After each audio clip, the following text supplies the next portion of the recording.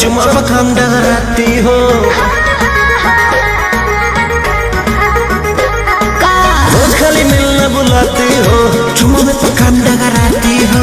असली चीज दिखा के दुरही से न कोई भूखा हो ना हो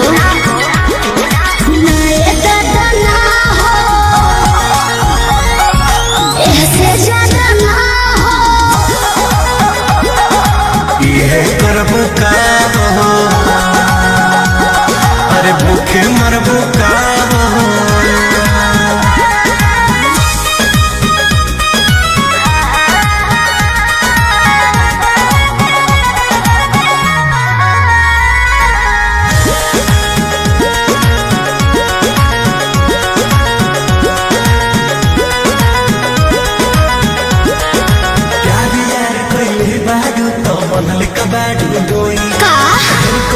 गोरी अब बर्दाश्त न होई